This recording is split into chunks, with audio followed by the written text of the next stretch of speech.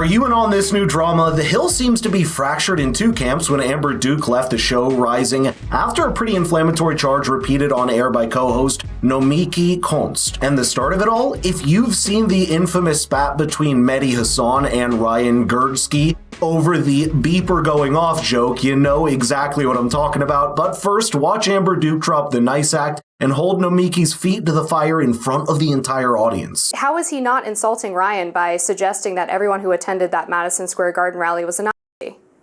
I'm sorry, you're all over the place here. Like, I just heard a bunch of different claims, and it's wild to me. I mean, we know what Qatar does. We know what Al Jazeera is. I just want to know, do you defend what he said on that panel? Because at the end of the day, this is a story about Ryan Gerdsky, not about Mehdi Hassan. It's about Ryan Gerdsky's comments and why he was put off the panel. Do you defend that? I think the question is then, do you defend what Mehdi Hassan said, saying that he wasn't kicked off the panel? Okay, I could go. Can I pull up some of your writing from 10 years ago? Are you going to defend that? We're talking about Ryan Gerdsky right now. You've made comments in the past. I'm not going to bring that up. I haven't. I mean, Raw Story brought it up. I'm just asking you, Amber. We're talking about one thing, and then you jump to something else. I don't make this personal about you. You constantly put the burden on me. I'm asking you about this man, Ryan, and whether or not you defend him. I personally wouldn't have said the comment, but I think it's a double standard to say that Mehdi Hassan is allowed to call people Nazis, and Ryan Gerdsky is not allowed to make a joke. No one said that, Amber. You're literally pulling quotes out of nowhere. We're talking about the CNN panel. We are talking about the CNN panel in which Ryan was kicked off. Do you defend him? I just said that I wouldn't have made the joke. Do you defend him? Yeah, he's my friend, and I will absolutely defend him. Okay, so do you think it was okay that he said those things? I just said I wouldn't have said it. I wouldn't have called Republicans. But do you call him out for saying that? There's a difference between something you and he said. I'll defend my friend. Okay, I'll defend your friend. I'm loyal. What's the line? Where's the line? Not that joke when he was being called a Nazi to his face.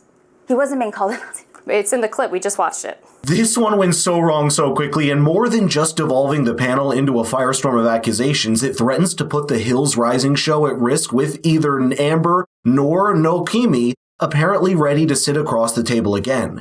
Amber tweeted soon afterwards saying, "So this was fun. Rising is shorter than usual today because I chose not to continue sitting at a desk with someone who falsely accused me of anti-Semitic writings because they were losing an argument. I think I have been unfathomably patient with my co-host, but everyone has a line. That line was breached not once, but several times through the course of the past few months, prompting her to announce, quote, 'I'll be back tomorrow. I just have enough self-respect not to sit next to someone who is going to do personal smears and then scream at me during breaks.' But even this discussion was short-lived, with Amber Duke claiming on Tim Pool's show that she wouldn't share the panel with Nomiki again. She keeps insisting that I condemn Ryan, and I said, I'm not going to do that.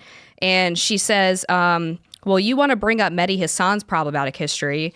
How about I bring up your writings from 10 years ago? I'm looking at it right now in Raw Story, but I'm not going to make this personal about you. I'm not going to bring that up. And I was like, you just did. First, you just brought it up. And also, what are you talking about? And I know actually what she was talking about, because this was a fake smear that was run by Media Matters. When I was in high school, I was dating a Jewish guy. Huge behavior, by the way. And we used to send jokes to each other. He'd send me jokes about Catholics, molesting school kids and altar boys. And I would send him jokes. And that was part of our banter. And someone from Media Matters screenshotted the jokes. Yeah, how did they get these messages? They got them as soon as I entered the media business when I was 22 years old. They went through my whole Twitter history and just screenshotted it for future posterity. What were you saying? Why is there a wooden door in the gas chambers? What were you saying? Yeah, stuff like that. I had been on with her for 3 months at that point. This was not the first time we've had issues off air. So I just packed up my stuff and I left. And I told the producers, I'm not sitting next to a woman who just called me an I'm out. So this got me curious. What is it that's supposedly so inflammatory that Nomiki Konst had to level such a heavy charge against someone that seems as mild-mannered as Amber? Well, just like there's a lot of dirt you can dig up on anybody, it turns out Amber had indeed indulged in some pretty dark comedy in the earlier days of Twitter about 12 years ago. Now sure, as inflammatory as that might be, I'm sure there's some skeletons you can find in everyone's closet in the digital space if you go back 12 years ago. And Amber herself has profusely apologized for the jokes in writing as well, saying, quote, I sincerely apologize for past tweets of mine from when I was in high school. At the time they were written, they were intended as jokes among high school friends. I understand now that they are not funny and are in fact extremely harmful. This past behavior does not reflect who I am today and will be one of my regrets I carry with me for the rest of my life. And even this apology was nearly 6 years ago, so imagine how aggravating it must be to be smeared on air for things that should be long behind you. Perhaps opinions should have an expiration date because no one would be safe from being made into a villain if someone dug through your decades of online presence. Because no matter how you try to spin it, there's no doubt these statements were resurrected with ill intent to push Amber to the back foot for the sake of winning a debate. So what happens after this? Well, I mean, there's only so much I can say, but what I will share is that she's not going to be back on the show, from my understanding, from this point.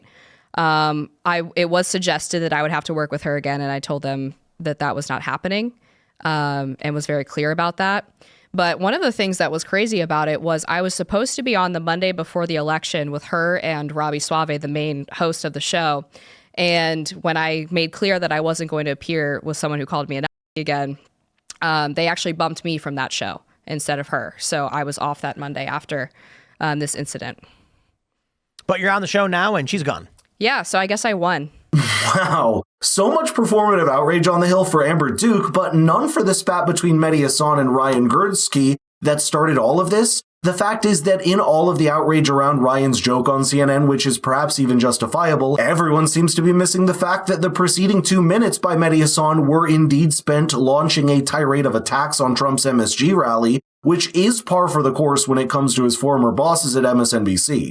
Now, what's interesting is that despite this, Amber happily concedes that the joke made with Mehdi's beeper going off in reference to the pager attacks in Lebanon was certainly in poor taste, and Miki has put some sort of blinders on to the slanderous coverage of the mainstream media of Donald Trump in the weeks before the election, drawing direct comparisons to 1930s Germany.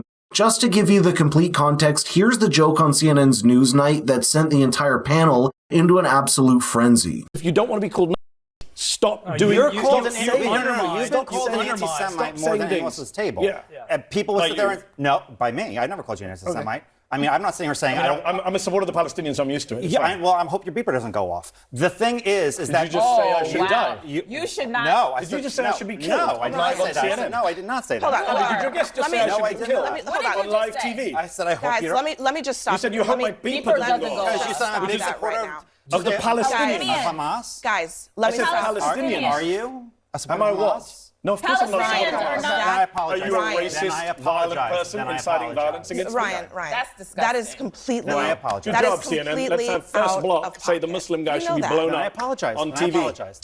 Don't say then I apologize. You literally. I thought he said Hamas. You didn't think I said Hamas. I said I supported Palestinian rights. Yes, I did. Why? Because when you hear what's funny is Rudy Giuliani said this yesterday, so you're a great guest to be here to defend Rudy Giuliani. I wasn't going to entertain nonsense today, and so at this point, this is what we're in now. This is America in 2024. Here's what I will say. Forget the racism. That's right. I should die. So how do you untangle this entire mess when you're sitting down to cover it? Apparently, Nomiki Konst thought it was a great idea to straight up launch even more accusations at Amber Duke live on air in a bid to put her on the back foot, and all it did was devolve the panel into another screaming match. And it's surprising to say the least, seeing a supposedly centrist news outlet like The Hill caving into pressure and fear of backlash for defending their own host for decade-old statements. I don't know where the precedent would lead or whether anyone is safe at all, but let me know in the comments what you thought about this exchange, because perhaps it's just a reminder that corporate media, whether online or not, will also be beholden to their reputation and bottom line, rather than the strict principles of impartiality they claim to stand by.